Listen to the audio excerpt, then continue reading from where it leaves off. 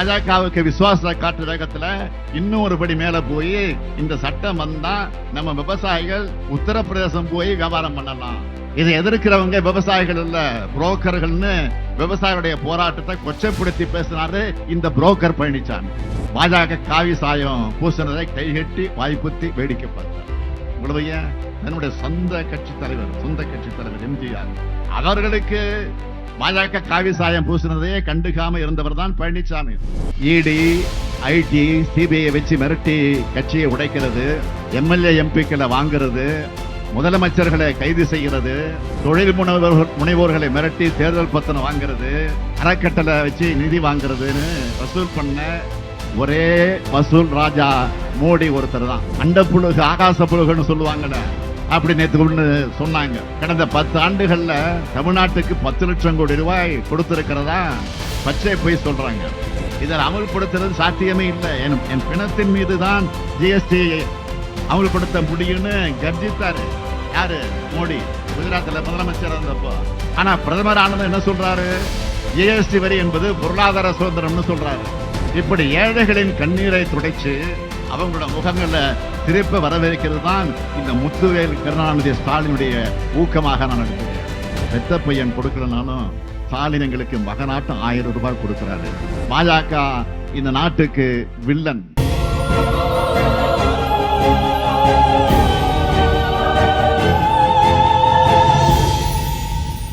திருவள்ளூர் நாடாளுமன்ற தொகுதி மக்கள் கை சின்னத்தில் வாக்களித்து தங்களுடைய பிரதிநிதியா நாடாளுமன்றத்திற்கு அனுப்பி வைக்கணும்னு கேட்டுக்கிறேன். வடசென்னை தொகுதியை பொறுத்தவரை திராவிட முன்னேற்ற கழகம் தொடங்க ஆலோசனை நடைபெற்ற மண்ணடி, பவளக்கார தெரு, கொட்டு மழையில திமுக தொடங்கப்பட்ட ராபின்சன் பூங்கா, இன்று கழகத்தோட இதயமாக இருக்கக்கூடிய அறிவாலயத்துக்கு முன் கழகத்துக்கு உயிர் துடிப்பா இயங்கின அறிவகம், அன்னை தமிழுக்காக இன்னுயிர்ந்த தியாக மறவர்களான நடராசன் தாளமுத்துவை போற்றும் நினைவிடம் அமைந்துள்ள மூலக்கொத்தளம் என திராவிட முன்னேற்ற கழகத்திற்கும் வடசென்னைக்குமான உறவு தாய்க்கும் சேய்க்குமான உறவு. இன்னும் சொல்லணும்னா, பெருமையோடு பூரிப்போடு சொல்லணும்னா, நான் முதலமைச்சராக உருவாகுவதற்கு என்னை தேர்ந்தெடுத்த கொளத்தூரை உள்ளடக்கிய நாடாளுமன்ற தொகுதி. அப்படிப்பட்ட வடசென்னை நாடாளுமன்ற தொகுதிக்கு வேட்பாளராக போட்டியிடுகிற டாக்டர் கலாநிதி வீராசாமி அவர்கள் தலைவர் கலைஞருடைய நிழலாக இருந்த ஆற்காட்டானுடைய அருமை மகன். மக்கள் பிணியை போக்கும் புகழ்பெற்ற மருத்துவரான இவர் சமூக பிணியை போக்க நாடாளுமன்றத்தில் குரல் எழுப்ப ஏற்கனவே எழுப்பிக் கொண்டிருந்தாலும் தொடர்ந்து எழுப்புவதற்காக வேட்பாளராக இருக்கிறார். அவருடைய குரல் தொடர்ந்து உங்கள் ஆதரவோட நாடாளுமன்றத்தில் ஒலிக்கணும்.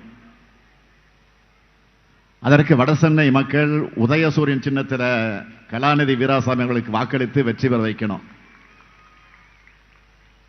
இந்த 2 வேட்பாளர்களையும்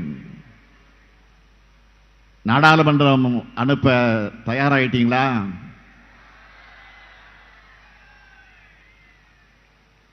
நீங்க மட்டும் இல்ல, இந்த ஸ்டாலினின் தூதுவர்களாக உங்கள் பகுதியில் இருக்கக்கூடிய மக்கள் கிட்டையும் இந்தியா கூட்டணிக்கு வாக்கு கேட்கணும். கேட்பீங்களா? சத்தமா சொல்லுங்க, கேட்பீங்களா? அப்புறம் என்ன, வெற்றி உறுதி. வேட்பாளர்கள் இப்போ உட்காரலாம். இதுவரை நீங்க எத்தனையோ தேர்தல்களை பார்த்திருக்கலாம். பல இளைஞர்களுக்கு இது முதல் தேர்தலாக இருக்கலாம். ஆனா இது சற்று மாறுபட்ட தேர்தல்.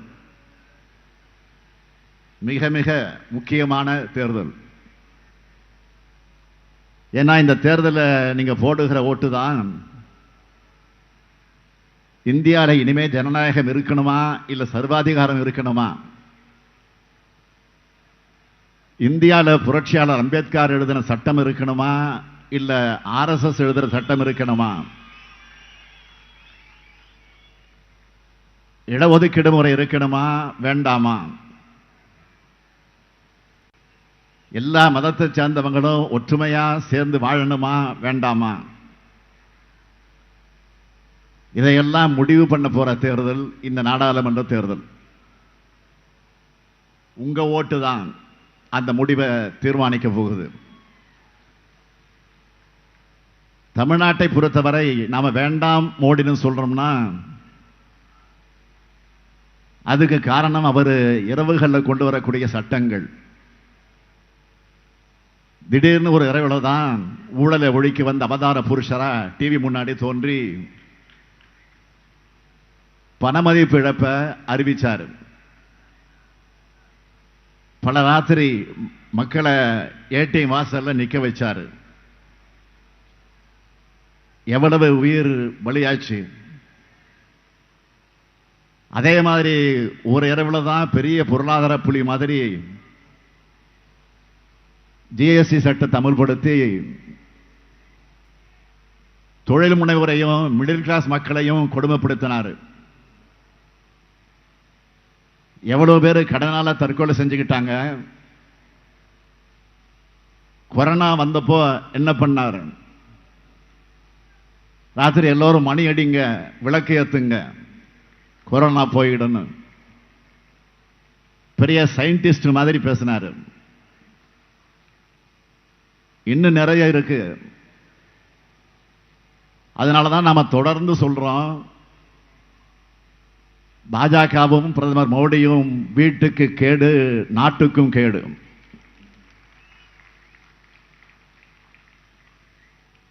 பிரதமர் மோடி இரவுகள் அறிவிச்ச அறிவிப்புகள் எல்லாம் மாத்தி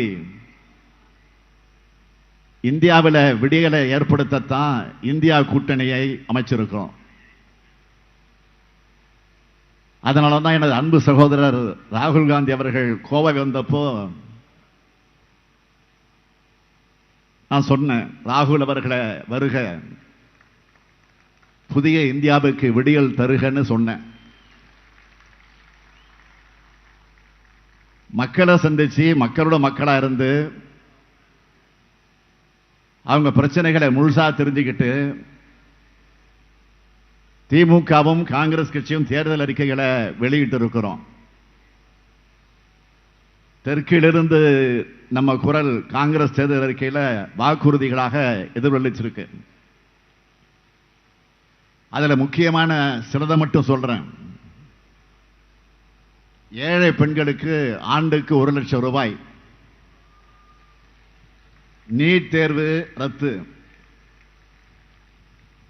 ஒன்றிய அரசு பணிகளில் பெண்களுக்கு 50% இடஒதுக்கீடு, நாடு முழுவதும் சாதிவாரி கணக்கெடுப்பு, ஒன்றியத்தில் இடஒதுக்கீடு உச்சவரம்ப 50% உயர்த்த சட்ட திருத்தம், எஸ்சி எஸ்டி ஓபிசி பிரிவினருக்கான காலி பணியிடங்கள் ஓராண்டுக்குள் நிரப்ப நடவடிக்கை, எஸ்சி எஸ்டி ஓபிசி மாணவர்களுக்கான கல்வி உதவி தொகை 2 மடங்காக உயர்வு, பாஜகவோட ஜிஎஸ்டி சட்டம் ரத்து செய்யப்பட்டு புதிய சட்டம், விவசாயிகளுக்கு குறைந்தபட்ச ஆதரவு விலை. இதோடு நம்முடைய தேர்தல் அறிக்கையில் சில முக்கிய அறிவிப்புகளையும் தலைப்புச் செய்தியா சொல்றேன். சென்னையில் 3வது ரயில் முனையம், கோயம்பேடு முதல் அம்பத்தூர் தொழிற்பேட்டை வரை விரைவில் மெட்ரோ ரயில், விம்கோ நகரில் இருந்து எண்ணூர் வரை மெட்ரோ ரயில் நீட்டிப்பு, வடக்கிலிருந்து வரும் ரயில்கள் விம்கோ நகரில் நின்று செல்ல நடவடிக்கை, வில்லிவாக்கம் ரயில் நிலையத்திலிருந்து தெற்கு பக்கமாக செல்ல சுரங்க நடைபாதை, மணலியில் இஎஸ்சி மருத்துவமனை, செங்குன்றத்தை ஒட்டி தேசிய நெடுஞ்சாலையை கடக்க உயர்மட்ட மேம்பாலங்கள், பழவேற்காடு முதல் கடப்பாக்கம் இடையே மேம்பாலம் அமைத்து புதிய சாலை. இது மட்டுமல்ல, பெட்ரோல், டீசல், கேஸ் விலையை குறைக்கப்படும். மாணவர்களின் கல்வி கடன் முழுமையாக தள்ளுபடி செய்யப்படும். சிறுபான்மையினர் விரோத சட்டங்கள் ரத்து, விவசாய கடன்கள் ரத்து, தேசிய நெடுஞ்சாலைகள் இருக்கக்கூடிய டோல்கேட்டுகளை முற்றிலுமாக அகற்றப்படும். 100 நாள் வேலை திட்டத்தின் வேலை நாட்கள் 150 நாட்களாக உயர்வு, நாளொன்றுக்கு 400 ரூபாய் ஊதியம். வங்கிகளில் மினிமம் பேலன்ஸ் இல்லாத போது விதிக்கப்படக்கூடிய அபராதம் நீக்கப்படும். முதியோர், மாற்றுத்திறனாளிகள், மாணவர்களுக்கு ரயிலில் மீண்டும் கட்டண சலுகை. நாடாளுமன்ற உறுப்பினர் அடங்கிய குழுவின் பரிந்துரை அடிப்படையில் பேரிடர் நிவாரண நிதி ஒதுக்கீடு. மீனவ மக்கள் நிறைந்த பகுதி இது. அவர்களுக்காக அறிவிக்கப்பட்டிருப்பது உலர்மீன் முற்றங்கள் கட்டுதல் போன்ற மீனவர்களுக்கு தேவையான தொழில் கட்டமைப்பு பணிகள் 100 நாள் வேலை திட்டத்தின் கீழ் கொண்டு வரப்படும். பாரம்பரிய மீனவ சமுதாய மக்கள் பழங்குடியினர் பட்டியலில் சேர்க்க நடவடிக்கை. தேசிய மீனவ நல ஆணையம் அமைக்கப்படும். மீன்பிடி தடை காலங்களில் மாற்று பொருளாதார வேலை வாய்ப்புகள் உருவாக்க மீன்கள் பதப்படுத்துதல், மீன் வளர்ப்பு, சந்தைப்படுத்துதல் உள்ளிட்ட பயிற்சிகள். இன்னும் சொல்லிக்கிட்டே போகலாம். இப்படி திமுக, காங்கிரஸ் வெளியிட்டிருக்கக்கூடிய தேர்தல் அறிக்கையில் இந்த தேர்தலோட ஹீரோனா பாஜக வெளியிட்டிருக்கக்கூடிய தேர்தல் அறிக்கை இந்த நாட்டுக்கும் நாட்டு மக்களுக்கும் அது வில்லன். பாஜகவோட தேர்தல் அறிக்கை வில்லன்னு ஏன் சொல்றேன்னா, மத அடிப்படையில் இந்த நாட்டு மக்களை பிளவுபடுத்த பொது சிவில் சட்டம் கொண்டு வரப்படும் அறிவிச்சிருக்கிறாங்க. நாட்டுக்கு வரப்போற மிகப்பெரிய ஆபத்துக்கான ட்ரெய்லர் தான் இந்த சிவில் சட்டம், பொது சிவில் சட்டம். மக்களை பிளவுபடுத்துறது மட்டுமல்ல, ஏமாத்திர தேர்தல் அறிக்கையாகவும் பாஜக தேர்தல் அறிக்கை இருக்கு. ₹1 சானிட்டரி நாப்கின் வழங்க போறோம்னு 2019 தேர்தல் அறிக்கையில சொன்னதை மறுபடியும் காப்பி பேஸ்ட் பண்ணியிருக்காங்க. ஆனா உண்மையிலே நாப்கினுக்கு ஜிஎஸ்டி போட்டதுதான் பாஜக ஆட்சி. அந்த வரியை நீக்க நாடாளுமன்றத்தில் நம்ம எம்பிக்கள் தான் குரல் கொடுத்தாங்க, போராடினாங்க. அது மட்டுமல்ல, இன்னைக்கும் விவசாயிகள் தலைநகர் டெல்லியில போராடிட்டு இருக்காங்களே, அவங்களுக்கு ஏதாவது வாக்குறுதி அறிவிச்சிருக்காங்களா? இல்லையே. விவசாயிகளுடைய வருமானத்தை 2 மடங்கு ஆக்குவோம்னு சொன்னாங்க. அதை முதல்ல செஞ்சாங்களா? இல்ல. பாஜக கிட்ட 10 ஆண்டுகள் சாதனைகள்னு சொல்லவும் எதுவும் இல்லை. அடுத்து செய்ய போற என்ன சாதனைன்னு சொல்வதற்கு சரியான வாக்குறுதியும் இல்லை. இந்த இந்திய துணைக்கண்டத்தில் மரியாதைக்குரிய நேரு தொடங்கி மோடி வரைக்கும் 14 பேர் பிரதமராக இருந்திருக்கிறாங்க. ஆனா இப்ப இருக்கக்கூடிய பிரதமர் மோடி மாதிரி இடி, ஐடி, சிபிஐ வச்சு மிரட்டி கட்சியை உடைக்கிறது, எம்எல்ஏ எம்பிக்களை வாங்கிறது, முதலமைச்சர்களை கைது செய்கிறது, தொழில் முனைவோர்களை மிரட்டி தேர்தல் பத்திரம் வாங்கிறது, பிஎம் கேர்ஸ்னு தனியா அறக்கட்டளை வச்சு நிதி வாங்கிறதுன்னு வசூல் பண்ண ஒரே வசூல் ராஜா மோடி ஒருத்தர் தான். வாயை திறந்தால சாதி மதம்னு மக்களை பிளவுபடுத்தி தான் பேசுறாரு. காங்கிரசினுடைய தேர்தல் அறிக்கையை பார்த்து பொறுத்து கொள்ள முடியாம என்ன சொல்றாரு, முஸ்லீம் லீக்கினுடைய அறிக்கைன்னு விமர்சிச்சு பிரிவினைவாதம் பேசுறாரு.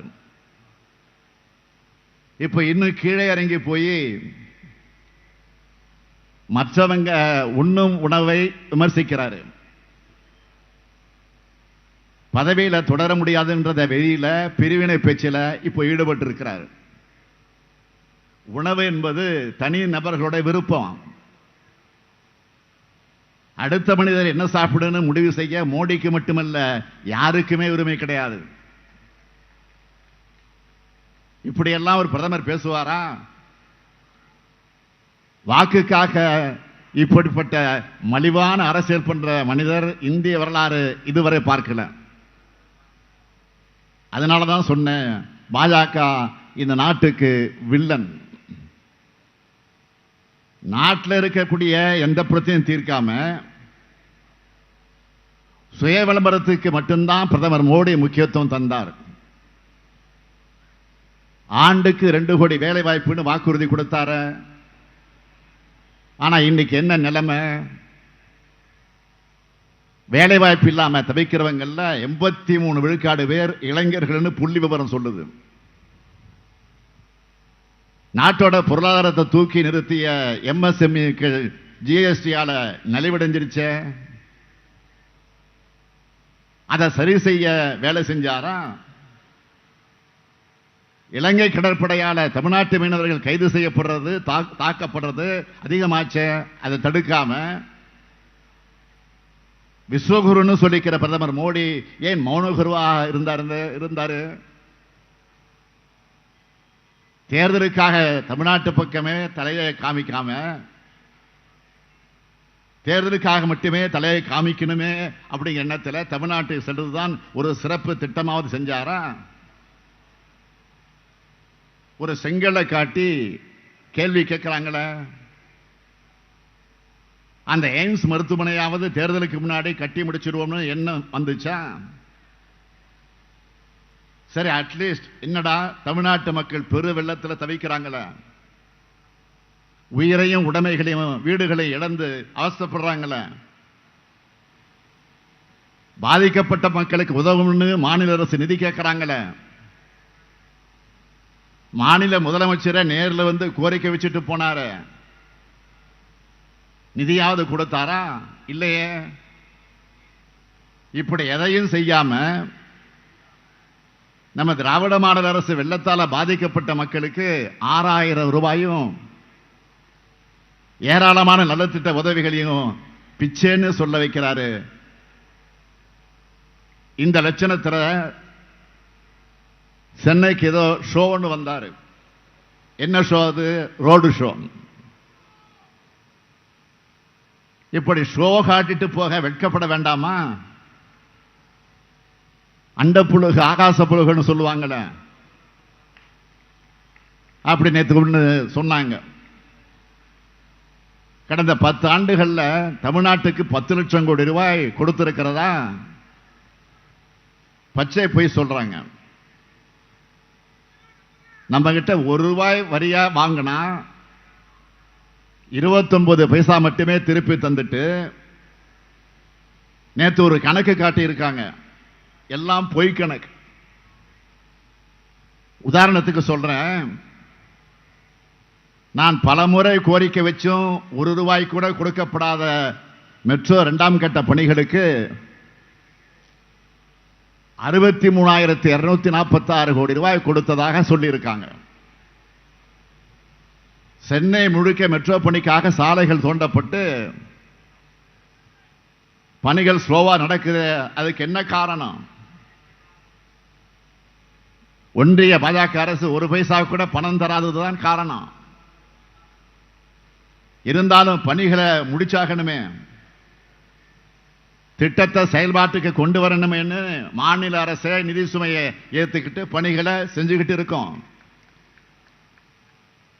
இதனால நம்ம அரசுக்கு ஆண்டுக்கு 12,000 கோடி கூடுதலா செலவாகுது.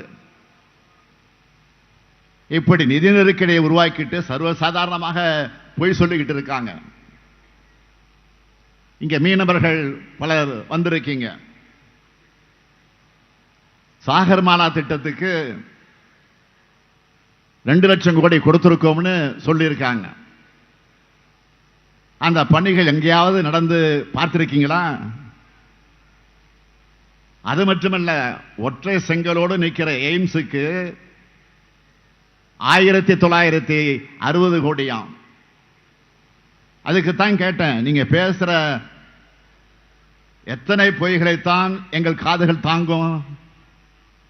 எங்க காது பாவம் இல்லையா? தன்னோட 10 ஆண்டு கால ஆட்சிக்கு ரிப்போர்ட் கார்டு கொடுக்க முடியாத பிரதமர் மோடி எந்த முகத்தோடு வாக்கு கேட்க வருகிறார்? அவரிடம் சொல்ல சாதனைகள் இல்லை. ஒன்றியத்தில் திமுக காங்கிரஸ் கூட்டணி அரசுல தமிழ்நாட்டுக்கு என்னென்ன சாதனைகள் செஞ்சிருக்கோம்னு நானும் பல கூட்டங்களை சொல்லி இருக்கேன். குறிப்பா இங்க சென்னைக்கு மட்டும் சொல்லணும்னா, சென்னைக்கு மெட்ரோ ரயில் திட்டம், மதுரவாயல் துறைமுகம் இடையே பறக்கும் சாலை திட்டம், சென்னை துறைமுகத்தை இன்னொரு துறைமுகத்தையும் இணைக்கும் சாலையை அகலப்படுத்தும் திட்டம், கத்திப்பாரா பாடினு பல்வேறு மேம்பாலங்கள், நெம்மேலி கடல்நீரை குடிநீராக்கக்கூடிய திட்டம், இப்படி நிறைய இருக்கு. மீண்டும் தமிழ்நாட்டுக்கு இது போன்ற திட்டங்களை தரும் பிரதமர் தான் நமக்கு வேணும்.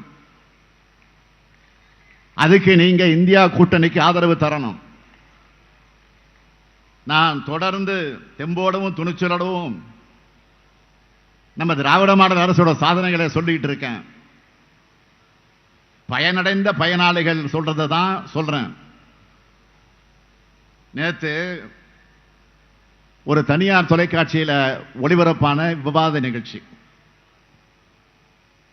அதுல ஒரு சகோதரி பேசியிருக்காங்க, என் கணவர் என்னை கைவிட்டுட்டாரு, எல்லா ஆவணங்களையும் எடுத்துட்டு போயிட்டாரு, 8 வருஷமா என்னால ரேஷன் கார்டை மீட்க முடியல. கணவனால கைவிடப்பட்ட ஒவ்வொரு பெண்ணும் ரேஷன் கார்டு வாங்குறதுல பெரிய பிரச்சனை இருந்துச்சு. ஏன்னா குடும்ப தலைவர்னு அவர் பேர்ல இருக்கு நம்பரும் அவரோட தான் இருக்கும். அவங்க கிட்ட இருந்து ரேஷன் கார்டை மீட்க டைவர்ஸ் வாங்கி இருக்கணும். டைவர்ஸுக்கு கோர்ட்டுக்கு அலைவேனா, என் உடல்நலை பாதுகாப்பேனா, சிக்கா இருக்கக்கூடிய என் உடலை எப்படி நான் பாதுகாத்துக் கொள்வது? ஆனா என்கிட்ட உண்மை இருக்குன்னு நம்பிக்கை கூட அலைஞ்சேன். அப்பதான் அக்டோபர் 20, 2021 வந்த ஒரு ஆர்டர் பற்றி கேள்விப்பட்டேன். இந்த மாதிரி பிரச்சனை இருந்தா விசாரணை நடத்தி தாசில்தார கணவர் பேரை நீக்கிட்டு ரேஷன் கார்டை கொடுக்கலாம். அதை வச்சுக்கிட்டு தாசில்தார் எல்லாத்தையும் விசாரிச்சு 5 நிமிஷத்துல எனக்கு ரேஷன் கார்டு கொடுத்தாங்க. தழுதழுத்த குரலோடும் கண்கள கண்ணீரோடும் அந்த சகோதரி பேசுறாங்க. அந்த வீடியோ சமூக வலைதளங்கள்ல வைரலா பரவிட்டு இருக்கு. இப்படி என்னோட ஒவ்வொரு கையெழுத்தும், ஒவ்வொரு அரசாணையும், ஒவ்வொரு சட்டமும் கோடிக்கணக்கான மக்களுடைய மனங்கள்ல மகிழ்ச்சியை கொண்டு வருது. விளிம்பு நிலையில் வாழ்கிற குரல்களோட வாழ்க்கையை ஒருபடியாவது முன்னேற்ற உதவுது. இன்னொரு காணொளி, அதுல யார் அடுத்து ஆட்சிக்கு வரணும் அப்படின்னு யூடியூப் சேனல்ல ஒரு அம்மா கிட்ட ஒரு கேள்வி கேட்கிறாங்க. ஸ்டாலின் வரணும்னு நினைக்கிறோம், வேலைக்கு போனாலும் போகலைனாலும் பெத்த பையன் கொடுக்கலனாலும் ஸ்டாலின் எங்களுக்கு மகனாட்டம் 1000 ரூபாய் கொடுக்கிறாரு.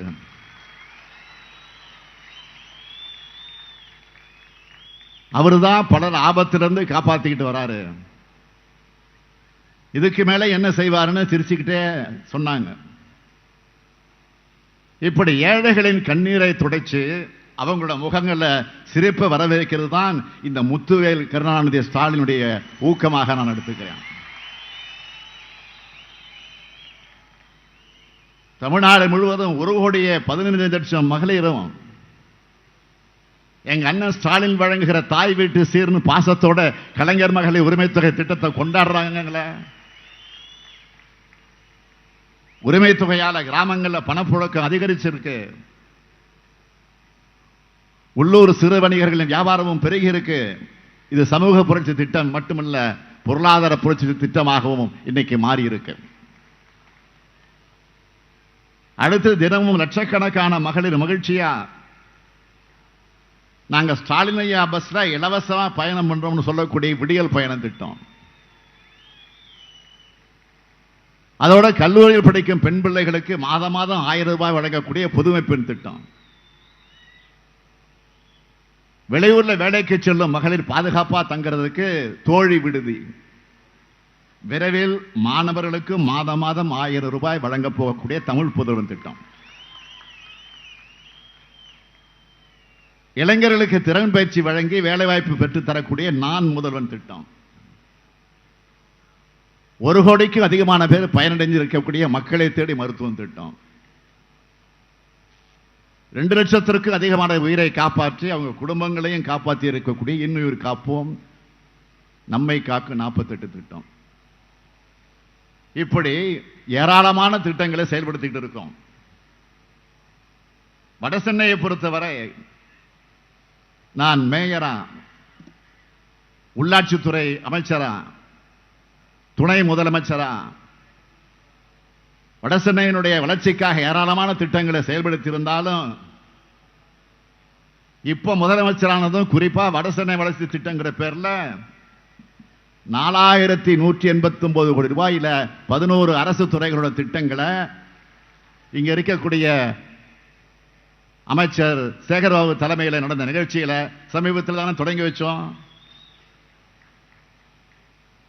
இப்படி நாம ஒரு பக்கம் சாமானிய ஏழை நடுத்தர குடும்பங்களுக்காக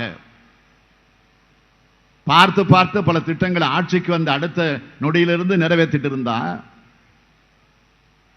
இன்னொரு பக்கம் அவங்களை நடுத்தரில் நிற்க வைக்கிற திட்டங்களையும் சட்டங்களையும் ஒன்றிய பாஜக அரசு அடுத்தடுத்து கொண்டு வராங்க. மிடில் கிளாஸ் மக்கள் எவ்வளவு கஷ்டப்படுறாங்க. ஹோட்டல்ல இருந்து 2 வீலர் வாகனத்தை பழுது பார்க்கறதுக்கு வர எல்லாத்துக்கும் ஜிஎஸ்டி. ஹோட்டலுக்கு போய் சாப்பிட்ட பில்லை வாங்கி பார்த்தா கூடுதலா ஒரு தொகை இருக்கும், அது ஜிஎஸ்டி தொகை. அதை பார்த்துட்டு மக்கள் என்ன கேட்கிறாங்க? கார்பரேட்டுகளுக்கு 1 லட்சம் கோடி ரூபாய் ஒரே கழுத்தில் தள்ளுபடி பண்றாங்க, ஆனா எங்க மேல கொஞ்சம் கூட கருணை கிடையாதான்னு புலம்புறாங்க.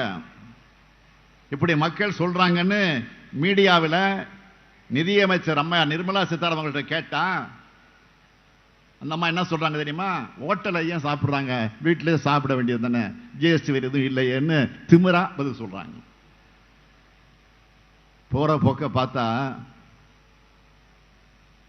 மக்கள் இப்பெல்லாம் நிறைய செல்ஃபி எடுத்துக்கிறாங்க. இனிமே செல்ஃபி எடுக்க இவங்க ஜிஎஸ்டி போட்டாலும் போடுவாங்க.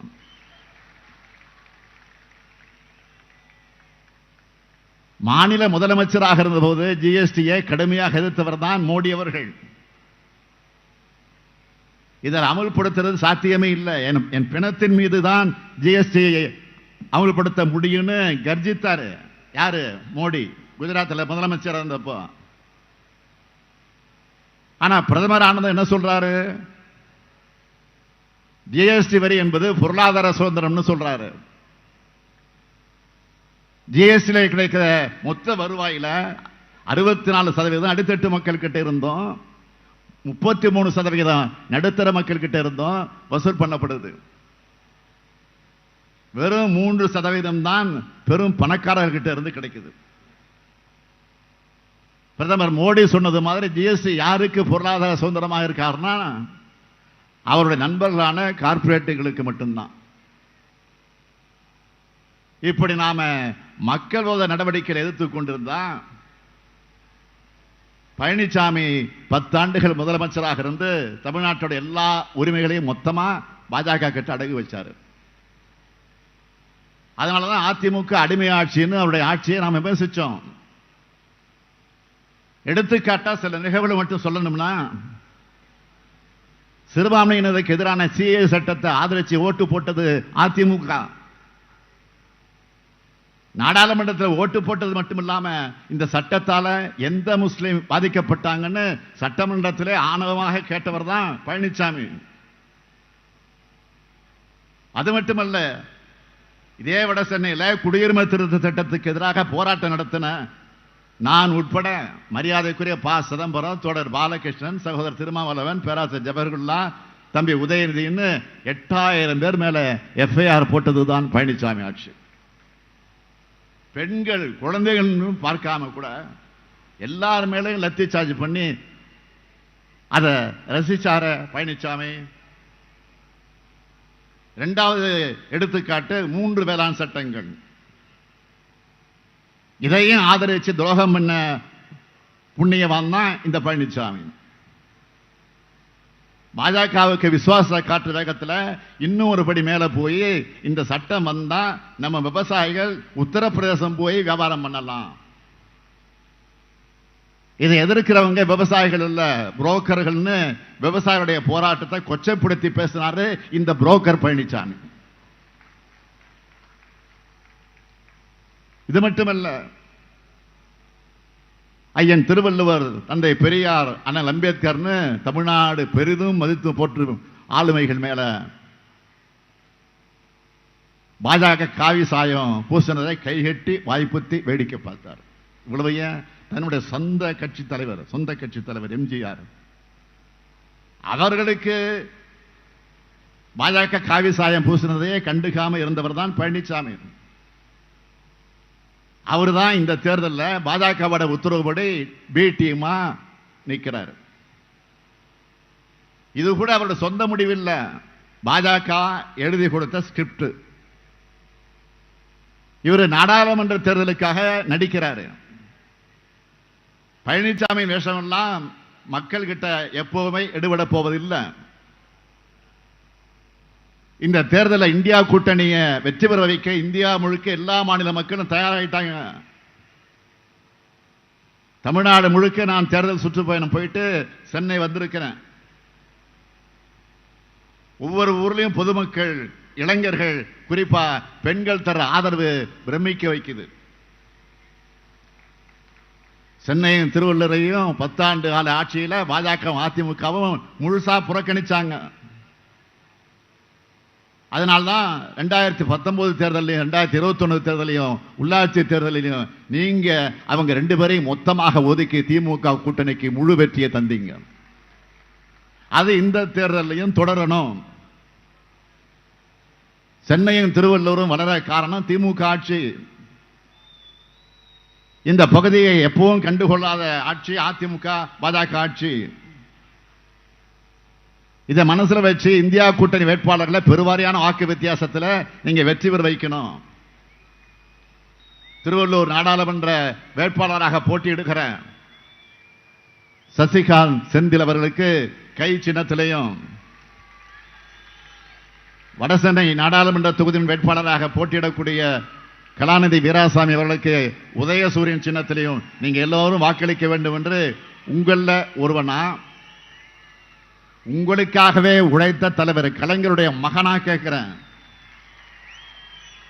நீங்க அளிக்கிற வாக்கு இந்தியாவை காக்கட்டும், தமிழ்நாட்டை காக்கட்டும், நம் எதிர்கால தலைமுறையை காக்கட்டும், பாசிசத்தை வீழ்த்த இந்தியாவை காக்க உங்கள் ஸ்டாலின் அழைக்கிறேன். 40 நமதே, நாடும் நமதே. 40 நமதே, 40 நமதே. கொஞ்சம் சத்தமா, 40 நமதே, 40 நமதே. நன்றி, வணக்கம்.